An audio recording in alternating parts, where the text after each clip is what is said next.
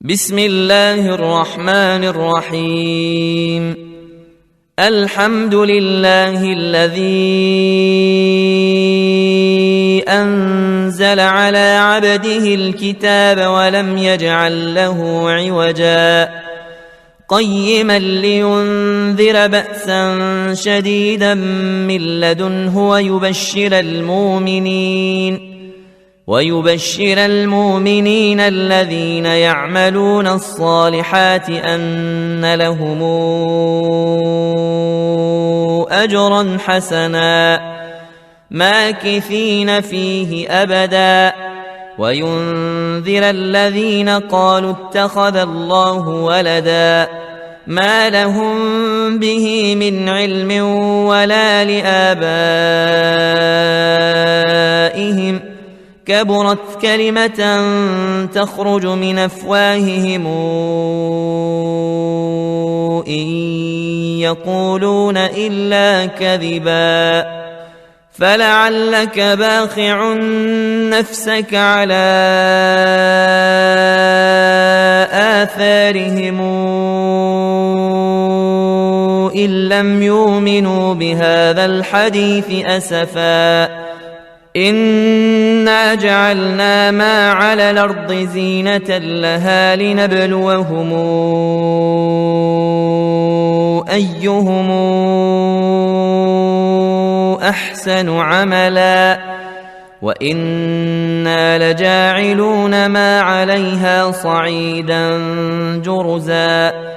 أم حسبت أن أصحاب الكهف والرقيم كانوا من آياتنا عجبا إذا والفتية إلى الكهف فقالوا ربنا آتنا من لدنك رحمة وهيئ لنا من أمرنا رشدا فضربنا على آذانهم في الكهف سنين عددا ثم بعثناهم لنعلم أي الحزبين أحصى لما لبثوا أمدا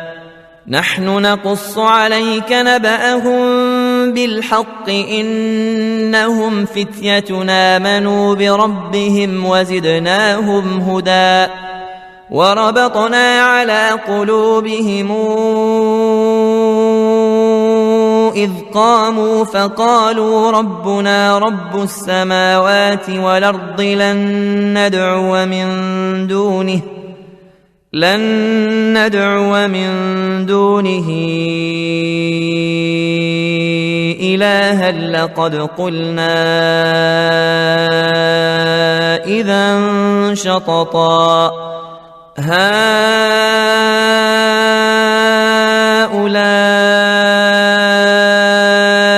قوم اتخذوا من دونه آلهة لولا ياتون عليهم بسلطان بين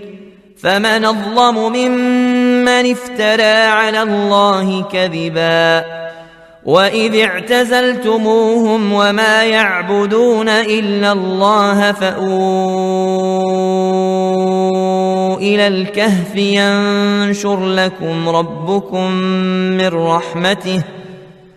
ينشر لكم ربكم من رحمته ويهيئ لكم من أمركم مرفقا وترى الشمس إذا طلعت تزاور عن كهفهم ذات اليمين وإذا غربت تقرضهم ذات الشمال وهم في فجوة منه ذلك من آيات الله من يهد الله فهو المهتد ومن يضلل فلن تجد له وليا مرشدا وتحسبهم أيقاظا وهم رقود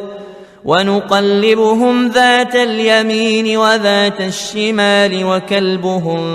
باسط ذراعيه بالوصيد لو اطلعت عليهم لوليت منهم فرارا ولملئت منهم رعبا وكذلك بعثناهم ليتساءلوا بينهم قال قائل منهم كم لبثتم قالوا لبثنا يوما أو بعض يوم قالوا ربكم أعلم بما لبثتم فابعثوا أحدكم بورقكم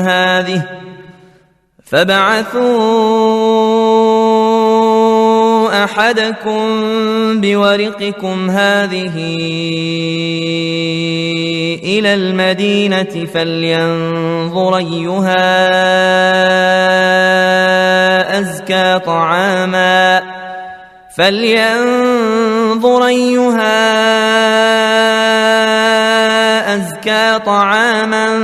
فلياتكم برزق منه وليتلطف ولا يشعرن بكم أحدا إنهم إن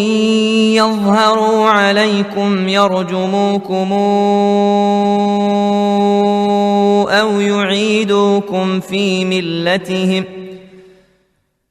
أو يعيدوكم في ملتهم ولن تفلحوا إذا أبدا وكذلك أعثرنا عليهم ليعلموا أن وعد الله حق وأن الساعة لا ريب فيها إذ يتنازعون بينهم أمرهم فقالوا ابنوا عليهم بنيانا ربهم أعلم بهم قال الذين غلبوا على أمرهم لنتخذن عليهم مسجدا سيقولون ثلاثة رابعهم كلبهم ويقولون خمسة سادسهم كلبهم رجما بالغيب ويقولون سبعة وثامنهم كلبهم قل ربي أعلم بعدتهم ما يعلمهم إلا قليل فلا تمار فيهم إلا مراء ظاهرا ولا تستفت فيهم منهم أحدا ولا تقولن لشيء إني فاعل ذلك غدا إلا أن يشاء الله واذكر ربك إذا نسيت وقل عسى أن يهديني ربي لأقرب من هذا رشدا ولبثوا في كهفهم 300 سنين وازدادوا 9 قل الله أعلم بما لبثوا له غيب السماوات والأرض أبصر به وأسمع ما لهم من دونه من ولي ولا يشرك في حكمه أحدا واتل ما أوحي إليك من كتاب ربك لا مبدل لكلماته ولن تجد من دونه ملتحدا واصبر نفسك مع الذين يدعون ربهم بالغداة والعشي يريدون وجهه ولا تعد عيناك عنهم تريد زينة الحياة الدنيا ولا تطع من اغفلنا قلبه عن ذكرنا واتبع هواه وكان أمره فرطا وقل الحق من ربكم فمن شاء فليؤمن ومن شاء فليكفر إنا أعتدنا للظالمين نارا أحاط بهم سرادقها وإن يستغيثوا يغاثوا بماء كالمهل يشوي الوجوه بئس الشراب وساءت مرتفقا إن الذين آمنوا وعملوا الصالحات إنا لا نضيع أجر من أحسن عملا أولئك لهم جنات عدن تجري من تحتهم الأنهار يحلون فيها من ساور من ذهب ويلبسون ثيابا خضرا من سندس واستبرق متكئين فيها على الأرائك نعم الثواب وحسنت مرتفقا واضرب لهم مثل الرجلين جعلنا لأحدهما جنتين من أعناب وحففناهما بنخل وجعلنا بينهما زرعا كلتا الجنتين آتت أكلها ولم تظلم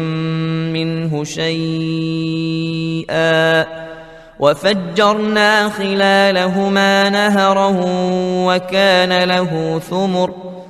فقال لصاحبه وهو يحاوره أنا أكثر منك مالا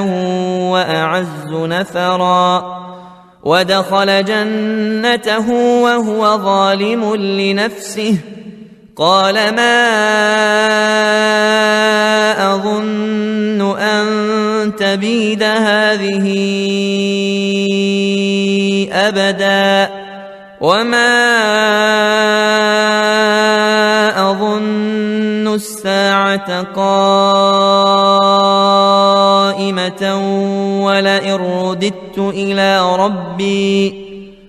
ولئن رددت إلى ربي لأجدن خيرا منهما منقلبا قال له صاحبه وهو يحاوره أكفرت بالذي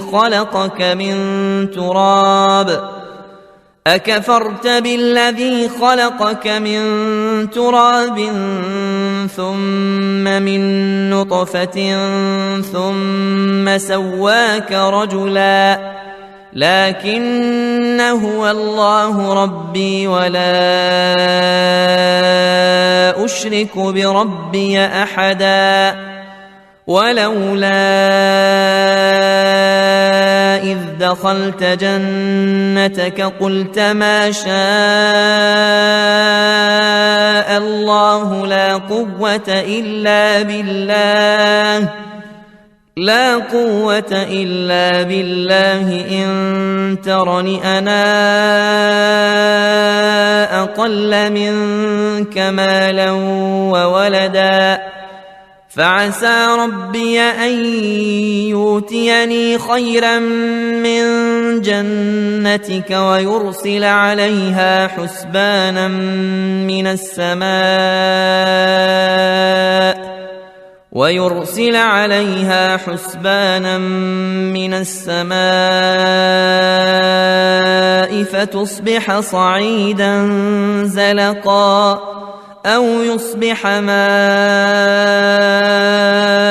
غورا فلن تستطيع له طلبا وأحيط بثمره فأصبح يقلب كفيه على ما أنفق فيها وهي خاوية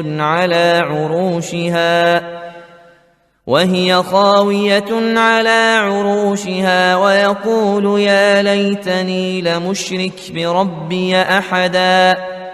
ولم تكن له فئة ينصرونه من دون الله وما كان منتصرا هنالك الولاية لله الحق هو خير ثوابا وخير عقبا واضرب لهم مثل الحياة الدنيا كماء إن أنزلناه من السماء فاختلط به نبات الأرض فأصبح هشيما تذروه الرياح وكان الله على كل شيء مقتدرا المال والبنون زينة الحياة الدنيا والباقيات الصالحات خير عند ربك ثوابا وخير نملا ويوم نسير الجبال وترى الأرض بارزة وحشرناهم فلم نغادر منهم أحدا وعرضوا على ربك صفا لقد جئتمونا كما خلقناكم أول مرة بل زعمتم أن لن نجعل لكم موعدا ووضع الكتاب فترى المجرمين مشفقين مما فيه ويقولون يا ويلتنا ما لهذا الكتاب لا يغادر صغيرة ولا كبيرة إلا أحصاها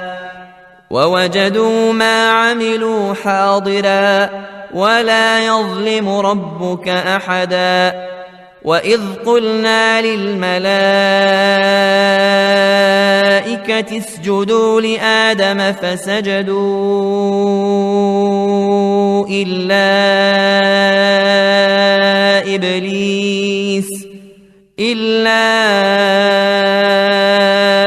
إبليس كان من الجن ففسق عن أمر ربه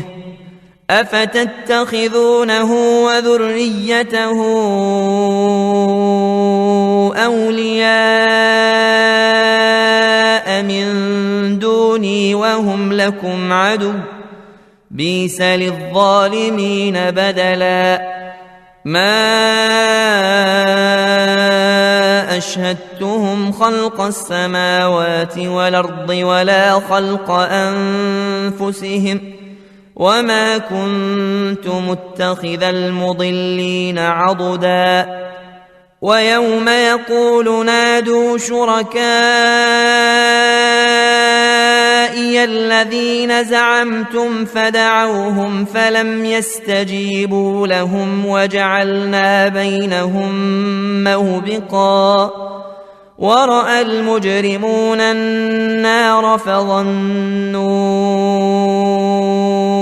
أنهم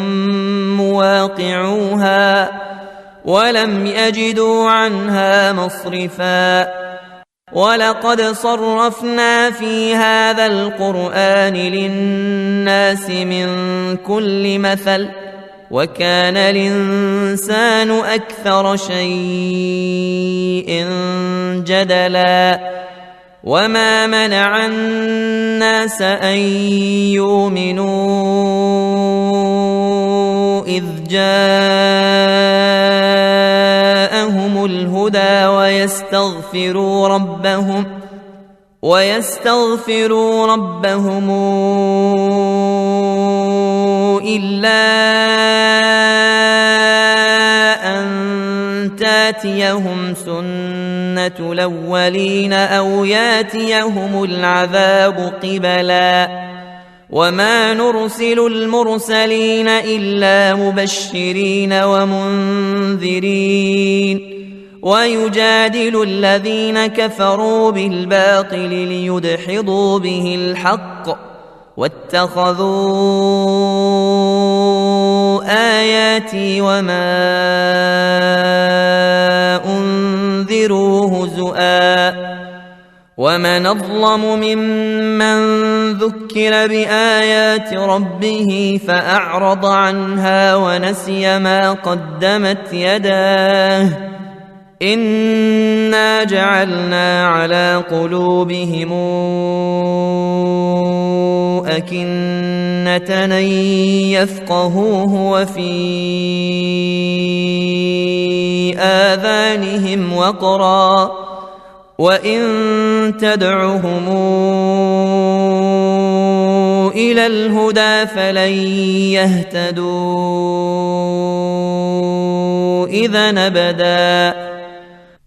وربك الغفور ذو الرحمة لو يواخذهم بما كسبوا لعجل لهم العذاب بل لهم موعد لن يجدوا من دونه موئلا وتلك القرى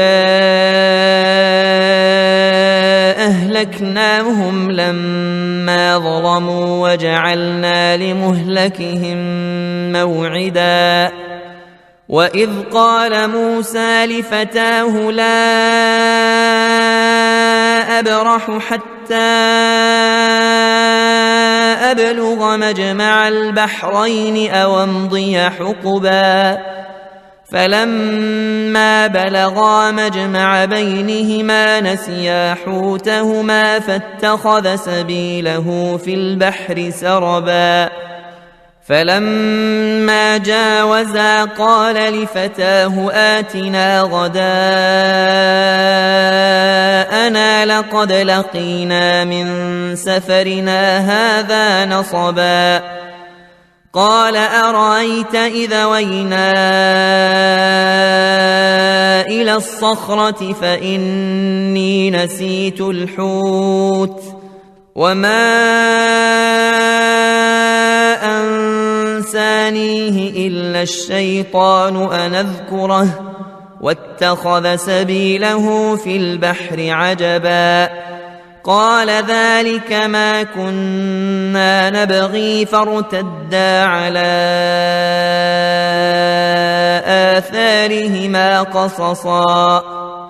فوجدا عبدا من عبادنا آتيناه رحمة من عندنا وعلمناه من لدنا علما قال له موسى هل اتبعك على أن تعلمني مما علمت رشدا قال إنك لن تستطيع معي صبرا وكيف تصبر على ما لم تحط به خبرا قال ستجدني إن شاء الله صابرا ولا أعصي لك أمرا قال فإن اتبعتني فلا تسألني عن شيء حتى أحدث لك منه ذكرا فانطلقا حتى إذا ركبا في السفينة خرقها قال أخرقتها لتغرق أهلها لقد جئت شيئا إمرا قال ألم قل إنك لن تستطيع معي صبرا قال لا تواخذني بما نسيت ولا ترهقني من أمري عسرا فانطلقا حتى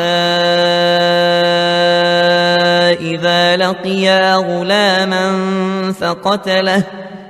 قال أقتلت نفسا زاكية بغير نفس لقد جئت شيئا نكرا قال ألم قل لك إنك لن تستطيع معي صبرا قال إن سألتك عن شيء بعدها فلا تصاحبني قد بلغت من لدني عذرا فانطلقا حتى إذا أتيا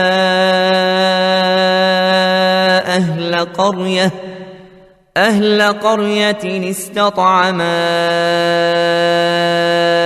أهلها فأبوا يضيفوهما فوجدا فيها جدارا يريد أن ينقض فأقامه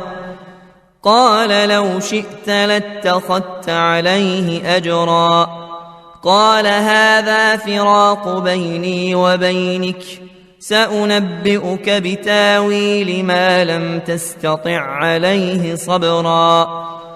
أما السفينة فكانت لمساكين يعملون في البحر فأردت أن أعيبها وكان وراءهم ملك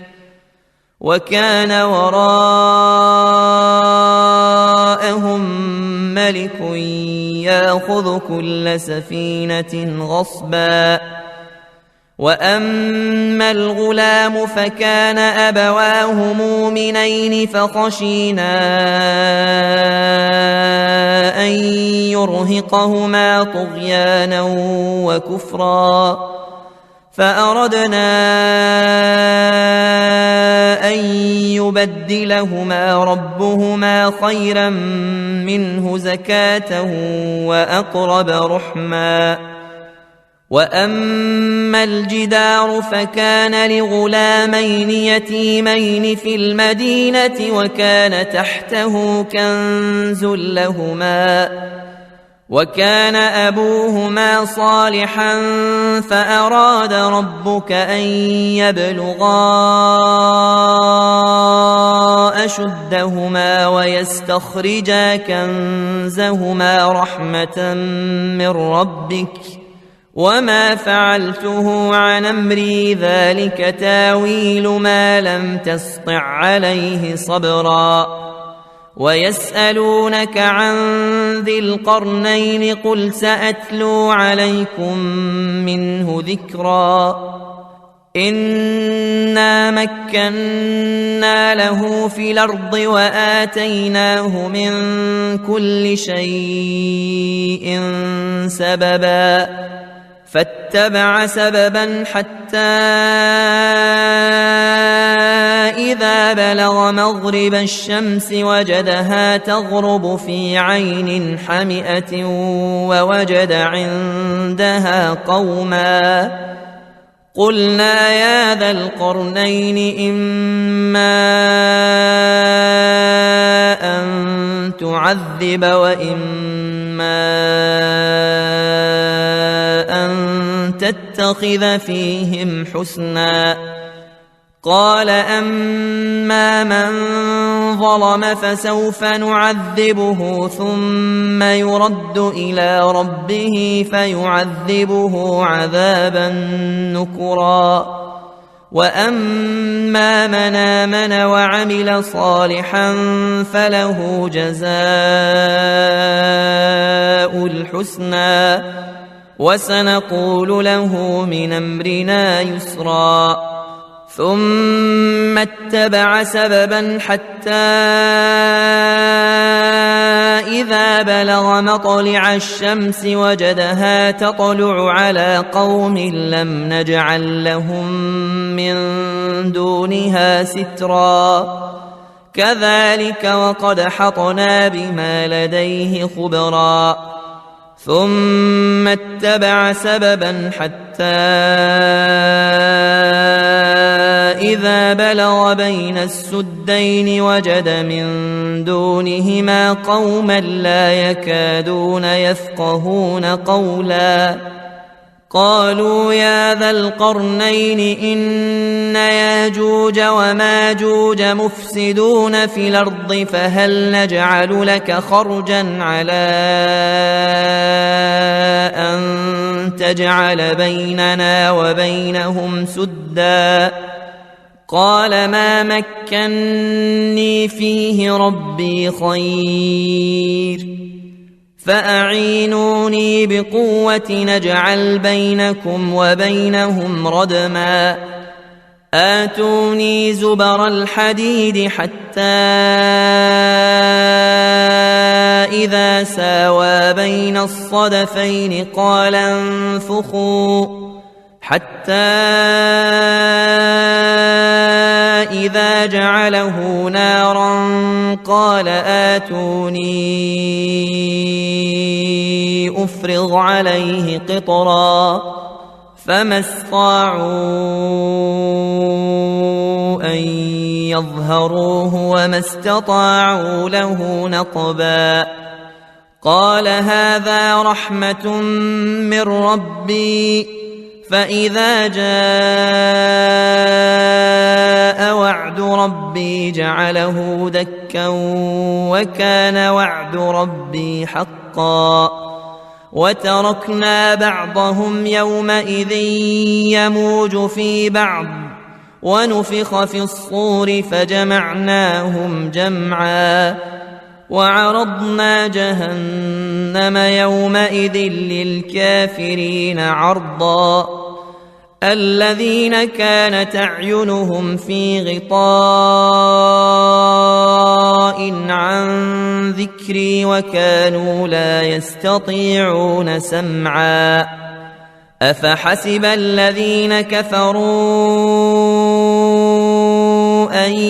يتخذوا عبادي من دوني أولياء إنا أعتدنا جهنم للكافرين نزلا قل هل ننبئكم بالأخسرين أعمالا الذين ضل سعيهم في الحياة الدنيا وهم يحسبون أنهم يحسنون صنعا أولئك الذين كفروا بآيات ربهم ولقائه فحبطت أعمالهم فلا نقيم لهم يوم القيامة وزنا ذلك جزاؤهم جهنم بما كفروا واتخذوا آياتي ورسلي هزؤا إن الذين آمنوا وعملوا الصالحات كانت لهم جنات الفردوس نزلا خالدين فيها لا يبغون عنها حولا قل لو كان البحر مدادا لكلمات ربي لنفد البحر قبل أن تنفد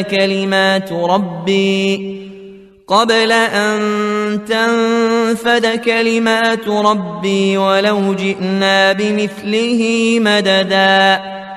قل إنما أنا بشر مثلكم يوحى إلي أنما إلهكم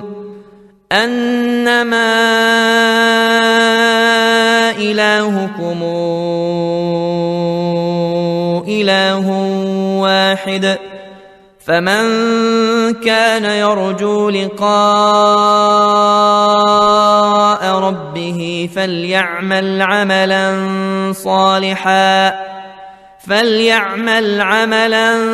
صالحا ولا يشرك بعبادة ربه